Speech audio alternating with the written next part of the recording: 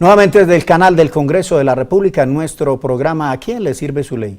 En esta oportunidad nos acompaña el doctor José Caicedo, él es el representante a la Cámara por el departamento de Cundinamarca y hace parte de la Comisión Primera Constitucional Permanente de esta corporación y pertenece al partido de la U. Doctor, gracias por estar con nosotros. A usted, William, y a todos los televidentes, mil gracias por acompañarnos a esta hora. Tenemos que empezar con un tema que yo diría que pues, no todos los colombianos están atentos, pero yo diría que la mayoría estamos atentos al problema o al tema del proceso de paz.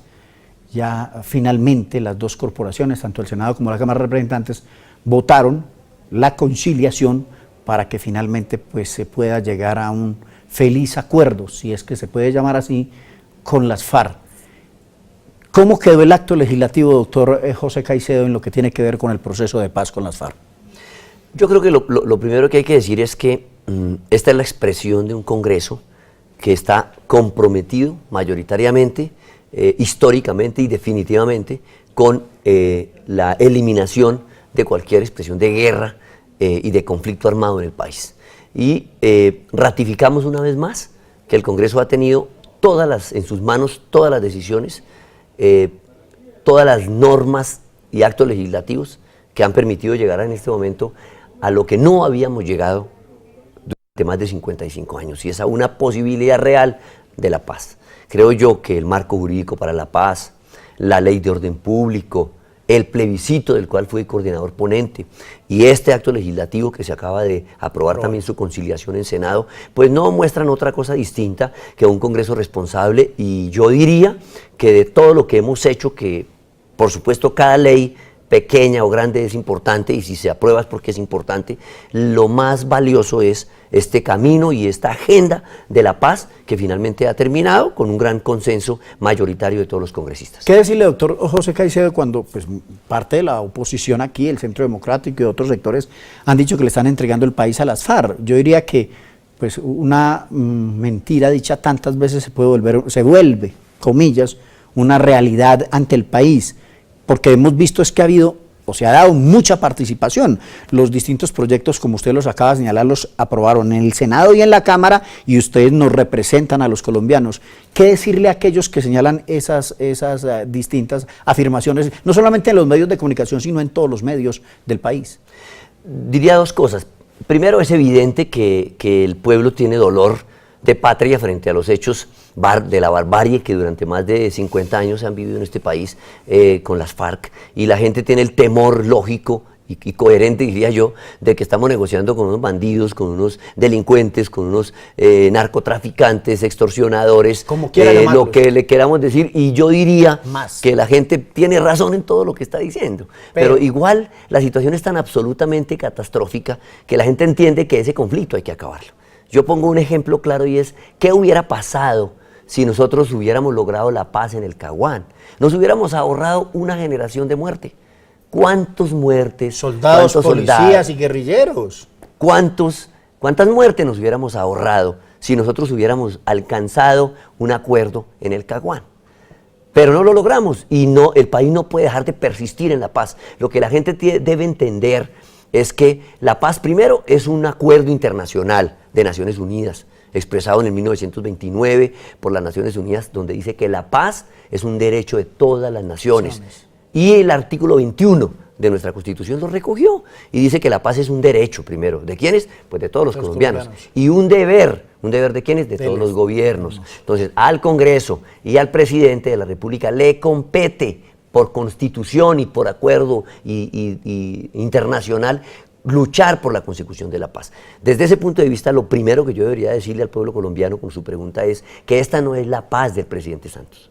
Esta no es la paz del gobierno o de este Congreso. Esta es la paz de todos los colombianos, y por lo tanto debemos visualizar una oportunidad que no la habíamos tenido, y que hay que buscar la forma de encontrar un camino concertado, que no vaya a ser una paz con impunidad, pero sí una paz que nos permita, un acuerdo que nos permita voltear esa página perversa de nuestra historia y encontrarnos con una oportunidad para todos nuestros hijos.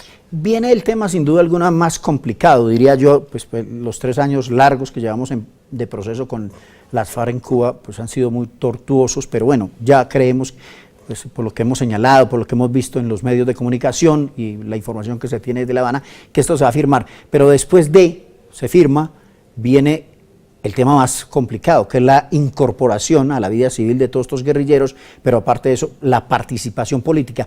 Puede ser que tengan temor muchos sectores de que ellos participen y se lleven parte de esa burocracia o de esa torta, por llamarlo de algún modo, que les toca a los partidos y movimientos políticos.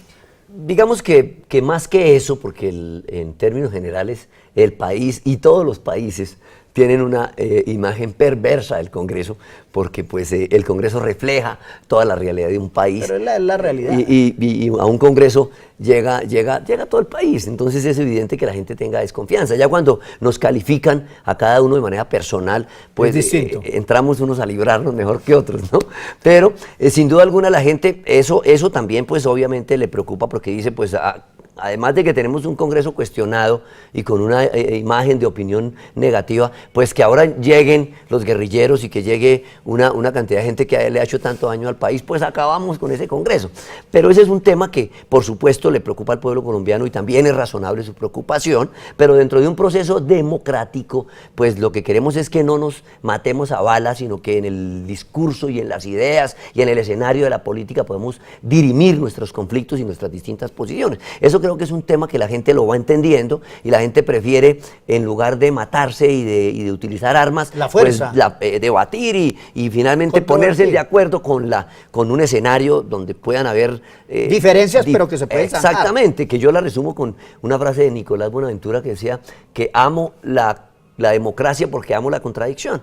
Es decir, la contradicción es propia, la esencia de la democracia, pero esa preocupación, digamos, se tiene que resolver teniendo en cuenta que allá habrá un tamiz de quiénes son los que pueden tener esa representación política. Y nosotros, yo lo dije en la comisión primera, si generar un espacio para la paz implica que yo me tenga que ir en este Congreso, después de este proceso, para que se genere un espacio, para que este país camine hacia otro sendero, yo lo hago. El paso de uno es fugaz, es circunstancial, pasa. Entonces, mientras que la paz es un escenario que trasciende más de 55 años un país en guerra, entonces nosotros somos una circunstancia y yo me siento como una circunstancia y pues soy un hombre de fe y digo que Dios me dio la oportunidad de estar en la comisión primera sin que yo pensara que podía llegar allá. Y resulta que le hemos aportado a construir un proceso de paz. Yo le digo una cosa a usted y a los televidentes, donde he ido y me dan la oportunidad de hablar, hoy mi mensaje está concentrado en el sí a la paz. Y cuando uno le explica a la gente el escenario de la posibilidad de la paz, la gente dice, sí, este país necesita la paz. Y yo que soy del centro del país, donde hay menos incidencia de los problemas de orden público, de la guerrilla, trato de sensibilizar a la gente y le digo, si nosotros tenemos esta circunstancia difícil, ¿cómo la tendrán en Nariño, en el Caquetá, en el Putumayo, en Arauca? Entonces la gente va racionalizando eso y va entendiendo que en la medida en que nos vayamos acercando con todos estos escenarios legislativos y con todas estas herramientas a una posibilidad de concertación, finalmente la gente va a decir sí a la paz y no a la guerra.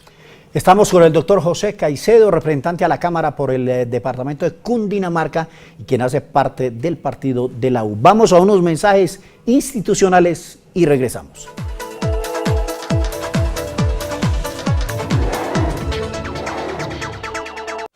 Todos los colombianos merecemos una televisión pública, abierta y gratuita, pero pilas.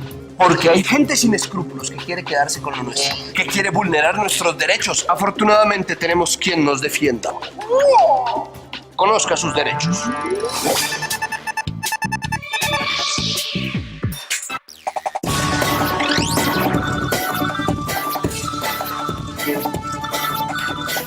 Televisión abierta y gratuita para todos.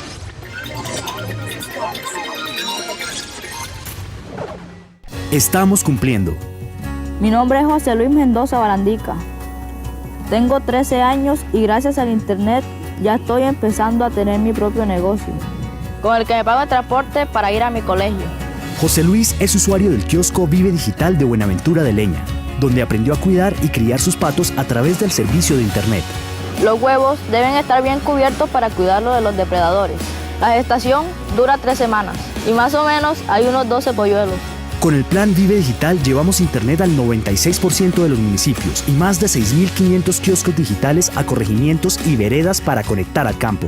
Con la información en Internet encontré cómo hacer mi propio negocio. Le ayudo a mi familia y ya tengo algo asegurado para el futuro. Para mí la Internet fue una oportunidad de negocio. Para todos hay más oportunidades. Con Paz lograremos más. Todos por un nuevo país. Paz, equidad, educación.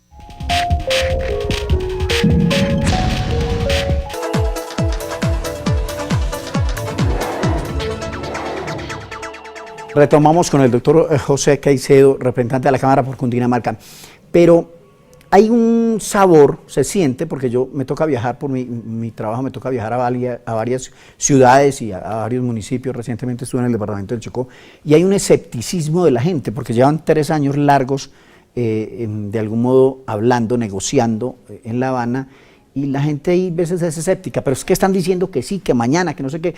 ¿Para cuándo le podríamos decir a los televidentes, a los colombianos, que esto ya podría ser una realidad? Yo lo veo muy cerca, de pronto puedo estar equivocado, pero no creo. Pero usted que pues hace parte del partido de gobierno, el partido de la U, además, el doctor Roy Barreras, quien está pues también de delegado en La Habana, ¿qué le podemos decir a los televidentes? ¿Esto podría ser que a finales de julio ya estamos firmando? ¿Qué piensa de eso, doctor? Yo creo que hubo 2 momentos, hasta antes de este acto legislativo y del artículo 4 de este acto legislativo. Que era exactamente, y después. Me parece que en el acto legislativo, en el proyecto de acto legislativo, durante 1 año estuvimos debatiendo cómo generar un acuerdo que le dé confianza y seguridad jurídica a las partes. Y cuando nosotros incorporamos que elevamos este acuerdo a un acuerdo especial, cuando ya nos metemos en los convenios de Ginebra y aplicamos el artículo 3 común a los acuerdos de Ginebra, que permiten que haya una visibilidad internacional del proceso. Estos acuerdos de Ginebra no son otra cosa que el derecho y la aplicación del derecho internacional humanitario. Y ese artículo 3 común a los acuerdos de Ginebra no dicen otra cosa, sino que se debe humanizar el conflicto y que la máxima o la mayor conclusión de la aplicación de la humanización del conflicto es finiquitar la guerra, pues se puede llegar a un acuerdo que le dé confianza a las partes. Creería yo que las FARC, con ese acto legislativo y ese artículo 4 que se acaba ya de aprobar en conciliación en Senado, tienen la tranquilidad de que las partes tienen una seguridad jurídica, y eso me permite a mí pensar que, sin dar con absoluta certeza fechas, yo diría que nosotros a la vuelta de 2 meses debemos tener una claridad mayor frente a este tema. Y es normal que la gente tenga incertidumbre, porque cuántos años y cuántos procesos. Cuando yo hice mi ponencia de la ley del plebiscito, yo mostré cómo desde la Constitución del 91 todos los presidentes habían tenido unos actos importantes de gobierno en pro de la paz, incluido el presidente Uribe. Todos. Y eso no muestra una cosa distinta que la aplicación del artículo 21 de nuestra Constitución. Y es que todos queremos la paz. Unos la quieren de una forma, otros la quieren de otra. Uno quisiera que los guerrilleros de buena voluntad hicieran fila y fueran entrando a la cárcel y se entregaran y dijeran: queremos que nos condenen. Y entonces la gente, claro, se lo merecían, eso es lo que ellos querían, eso es lo que ellos se merecían. Pero eso no va a pasar, como usted lo ha dicho. Hay acuerdos internacionales ejemplares en todo el mundo que demuestran que hay que sentarse a la mesa a negociar. Y en las negociaciones, como ha dicho el presidente, hay que tragarse una cantidad de sapos. Pero lo que queremos acá es buscarle la comba al palo y hacer que con filigrana y con cuidado y con gran paciencia entregarle al país una oportunidad. Y yo debo decir que el presidente ha entregado todo su capital político y que el presidente Santos se ha jugado por la paz, con todo lo que han denigrado de él, de su familia.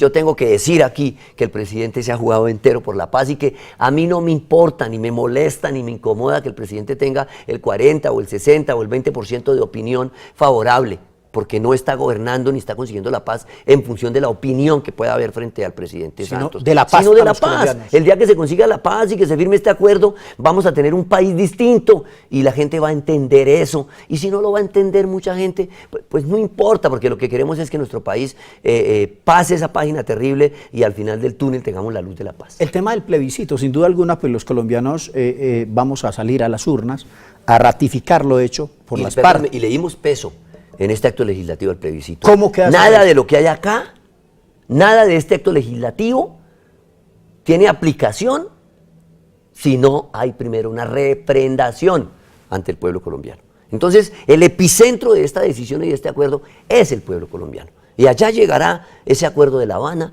el pueblo se pronunciará y ya tendremos la aplicación de cada uno de los 5 artículos de este acto legislativo que nos permite acelerar ese proceso de paz. Pero va a ser un sí o un no, ¿cómo va a ser el mecanismo para el plebiscito? Porque esa es una de las desconfianzas de muchos sectores, que es decir, pues claro, ellos están negociando, pero nosotros no sabemos qué están negociando o qué se ha negociado hasta el momento. ¿Qué le podemos decir a los televidentes sobre eso, doctor? Yo lo que creo es que el acuerdo tiene una instancia que es la mesa de negociación. Esa mesa de negociación tiene una autonomía que le ha entregado el gobierno nacional.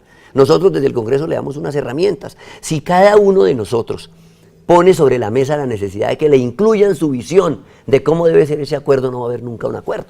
Entonces hay unas reglas de juego que pusimos sobre la mesa. Generales. Generales y con 5 generales de nuestra república, que a mí eso también me parece absolutamente importante. Absolutamente importante. Nos da la posibilidad de que entendamos que allá hay un acuerdo que se irá a poner sobre la mesa, sobre lo que hemos debatido en algunos temas de justicia transicional, de qué van a hacer los guerrilleros cuando salgan y se reincorporen a sus campos, del artículo 3º que establece que tiene que haber un plan plurianual de inversiones durante 20 años, que permita que en estas áreas de gran conflicto, donde hay desesperanza, como en Chocó, como en Putumayo, como en todas estas áreas, Amazonas, que da tristeza, pues de cómo este país está absolutamente abandonado, pues la gente no cree porque la gente ya está muerta en vida. Pero nosotros pues no podemos perder la esperanza, y yo lo digo con palabras sencillas, hay que poner esto en manos de Dios y que ojalá encontremos una salida que nos permita sacar adelante el proceso. ¿Va a sacar los votos? Hay mucho escepticismo también porque la misma oposición está diciendo que no van a sacar los votos y que ellos van a, pues, de algún modo, trabajar para que voten por el no. ¿Sabe qué? Creo que se va a quedar sin argumentos, porque resulta que, y lo vi en los debates, el ponente en comisión primera de este acto legislativo, Álvaro Prada, que además es un excelente congresista, compañero del Huila, que es otro de los departamentos que ha sido golpeado por la violencia. Uno de los más golpeados. Sin lugar a dudas, hace su ponencia y su presentación, pero uno percibe que por más que uno quiera, por ejemplo, yo le hice un debate, él dice, estamos haciendo un golpe de Estado, estamos apuñalando la Constitución. Tengan la certeza que la Corte Constitucional va a tumbar eso. Entonces yo le digo en mi intervención, bueno, ¿estamos en un golpe de Estado o estamos en un Estado social de derecho? Porque si la Corte va a tumbar lo que aprobamos que está mal hecho, es porque estamos en un Estado social de derecho. Y vamos a tener un control constitucional que va a decir si estamos cumpliendo lo que la ley nos da o lo estamos haciendo mal. Mismo se equivoca. Entonces hay una contradicción que respetuosamente pues tenemos que disentirla. Pero yo creo que el sí a la paz se va a encontrar con una expresión clara, y es que este país tiene que avanzar. El no a la paz va a tener que ir acompañado, no a la paz porque le estamos entregando a la guerrilla el país, no a la paz porque va a haber impunidad, no a la paz por muchas cosas. Entonces va a ser complejo que la gente asimile el no a la paz, porque el no a la paz merece una explicación. Claro. El sí a la paz es el sueño de todos los colombianos. Entonces yo tengo la esperanza de que cuando ya arranquemos este propósito de cara al pueblo, yo tengo que resaltar que no habría necesidad de que el presidente llegara a un plebiscito. Inclusive existe la posibilidad de que la Corte declare inconstitucional el plebiscito y diga que no, señor, que no se necesita, que ya con este acto legislativo y con este artículo cuarto pues se puede firmar la paz y no hay problema. Pero el presidente ha ido más allá, hasta donde la ley y la Constitución le permite, y es ser un demócrata con garantías para la oposición, para todo el pueblo colombiano, para que pueda expresarse en las urnas frente a este tema. Estamos con el doctor José Caicedo, representante a la Cámara por el departamento de Cundinamarca, y quien hace parte de la Comisión Primera Constitucional Permanente de esta corporación. Vamos a unos mensajes institucionales y regresamos.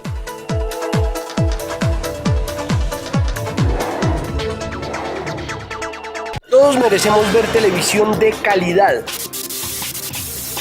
sin interferencias, sin fantasmitas y con un sonido perfecto. La televisión abierta es un servicio público gratuito que todos tenemos derecho a disfrutar. Conozca sus derechos. Infórmese aquí.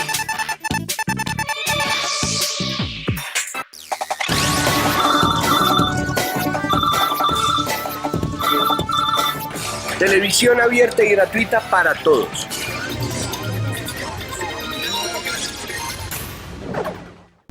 Lola no se preocupó por llegar a su primer concierto y la banda no pudo tocar. Felipe no tuvo ganas de ir a los 70 de la abuela Inés y todos preguntaron por él. A Camila ya no le interesó ir a presentar su examen de admisión. Beto, por andar en otro parche, otra vez le quedó mal a la novia. Cambio de plan. Las drogas pueden cambiar tus planes. Métele mente y decide. Todos por un nuevo país. Autoridad Nacional de Televisión.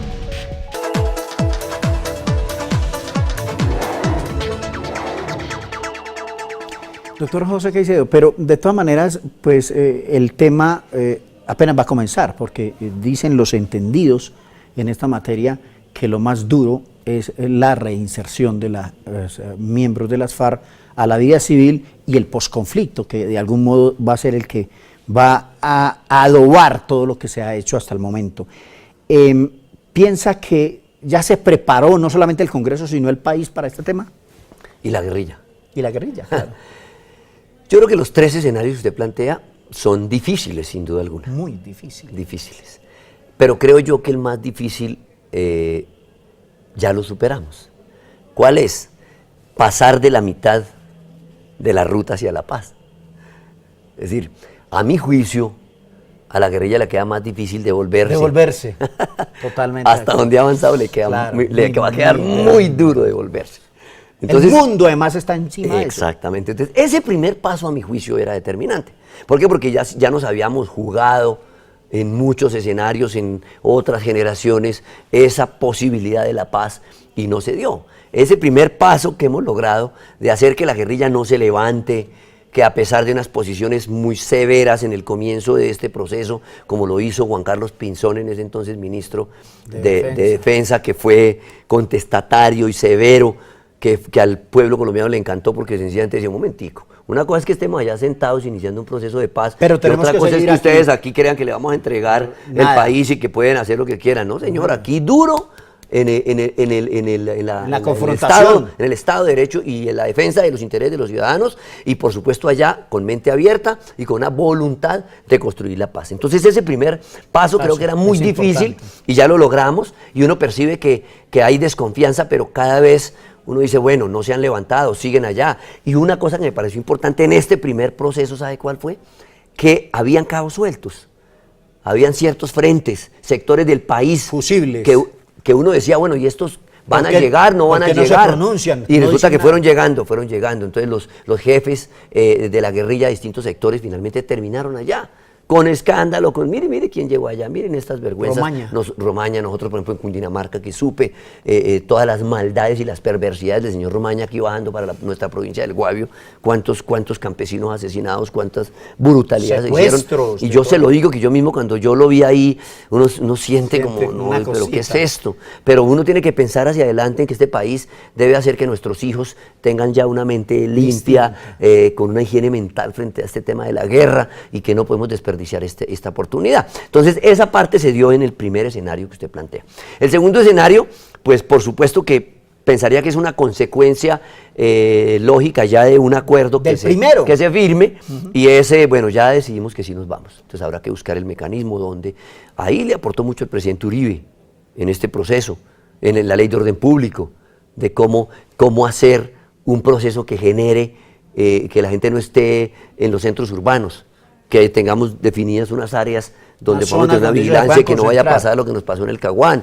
Temas como esos me parece que aportaron mucho a ese proceso, a esa ley que también le está aportando este proceso de paz. Este segundo escenario, pues no va a ser nada fácil. Cuántos se van a entregar, cómo se van a entregar, quiénes van a estar en el listado de los que realmente son, y las armas. Ese es uno de los temas que más nos preocupa a los colombianos, porque indiscutiblemente aquí, si no entregan las armas, no hay nada. Claro, y me parece que ese artículo cuarto que nosotros incorporamos es fundamental, porque ahí tiene que estar Naciones Unidas, porque ahí tiene que estar la Cruz Roja Internacional. Todos saben qué van a hacer. Hay una veeduría internacional y una administración del proceso de entrega, del proceso de desarme. Eso es fundamental y tendrá que quedar establecido de manera clara y minuciosa cómo se va a hacer para que no vayan a haber cabos sueltos tampoco en ese segundo proceso. Y el tercero, pues en la realidad de la patria es el más importante y el más difícil, sin duda alguna. Y es que estamos en un país donde hay mucha inequidad, en un país donde nos hemos ido desbaratando, destrozando y donde hay unas víctimas del conflicto. Unas víctimas que no han sido atendidas, unas víctimas que han sido ignoradas, unas víctimas que han sido desplazadas de sus derechos mínimos y de su dignidad, y eso hay que resolverlo. Yo fui hace unos meses a una conferencia que me invitó el alcalde de Mocoa, en Putumayo. Y un periodista y un líder campesino a la salida de una conferencia que les di sobre cómo ser un buen alcalde, porque pues yo fui elegido en Zipaquirá el mejor alcalde del país cuando fui alcalde, y entonces yo de manera sencilla les expliqué un poco qué habría que hacer y cuáles eran mis sugerencias. Y cuando salí, me dijo, venga, ¿ustedes por qué allá atacan tanto la paz? ¿Ustedes por qué no quieren la paz? Y le dije, ¿cómo así? Nosotros queremos la paz, yo estoy en ese propósito. Campesino. Y me dijo, sí, un líder de la zona, de la región, y me dijo, no, la percepción que tenemos nosotros es que ustedes allá no sienten el dolor que tenemos nosotros. Aquí. Ustedes no saben lo que hemos descansado nosotros desde que los señores se sentaron allá. No, pero el tema más importante que yo diría que para claridad de los televidentes, doctor José Caicedo, es el que tiene que ver con el cese bilateral. Es que para nadie es un secreto, yo hablaba con otros congresistas que pues hace más de 7 meses no se ven masacres, no se matan policías, no se matan soldados. Se han dado algunas escaramuzas normales además, porque va a quedar un residuo, poquito, pero va a quedar un residuo de ellos. Pero ¿cómo no destacar el que hace 7 meses no matan? A eso se referían ellos. Y tal vez un poco más atrás, porque decían, mire, desde que ellos están allá sentados, ya nuestros hijos no se los llevan, nuestros menores de edad. Lo que queremos es que nos dejen volver a la parcela, queremos que nos dejen sembrar, que nos dejen cultivar, que tengamos la tranquilidad, queremos tranquilidad. No decía, hombre, el estrés de uno, yo que vivo en Zipaquirá, el estrés de uno es el trancón de la entrada a Bogotá en la 170. Ese es el estrés de uno, vivo las dificultades del Transmilenio, la gente, lo que sea. Pero allá están ensangrentadas las veredas y está lleno de viudas y lleno de huérfanos. Son hijos de la guerra, hijos del dolor, hijos de la violencia. Aquí en el centro debemos entender que ellos tienen derecho a la paz. Y una de las razones por las que se deja un nivel de participación inicial que se va a superar en el plebiscito, pienso yo, fue pensando en que un momentico, es importante que en Antioquia o en el Valle o en Medellín o en Bogotá se pronuncien y esa votación masiva puede ser importante, pero un momentico, es importante también la de Yopal y es importante también la de Arauca y es importante también la de Nariño, o sea, la periferia y la gente que está ya marginada y abandonada en el dolor de la guerra tiene derecho a expresarse en unas urnas y a decir no más guerra. ¿Percibió usted, no solamente con este campesino que lo abordó en el Putumayo, sino el general de la comunidad era, si nosotros queremos que esto se firme y votar por el paz? ¿Es la percepción de todos? ¿Usted percibió eso en toda la comunidad en esta comunidad? No, digamos que sí, allá que hay un mayor porcentaje de dolor y de conciencia de las consecuencias de la guerra. Y acá hay una reflexión sobre el país que queremos y la gente toda quiere la paz. Desde el centro queremos una paz con más autoridad, una paz sin ceder nada, y desde la periferia la gente está pensando en ellos. Es decir, por favor, acabemos eso, miren a ver cómo se ponen de acuerdo, pero lo que queremos es que ya no pase lo que está pasando en esta región. Doctor José Caicedo, representante de la Cámara por el departamento de Cundinamarca, desafortunadamente aquí el tiempo es oro. Le agradecemos mucho su explicación para todos los televidentes, pues como lo pueden ver ahí tienen la opinión del doctor que de algún modo ha sido el ponente, el autor de muchas de las iniciativas que rondan el tema del proceso de diálogo con las FARC. Gracias por haber estado con nosotros. A usted, William, y a todos los televidentes, mil gracias. A todos los televidentes les agradecemos mucho el que nos hayan acompañado en nuestro programa ¿A quién le sirve su ley? Los esperamos en una próxima oportunidad.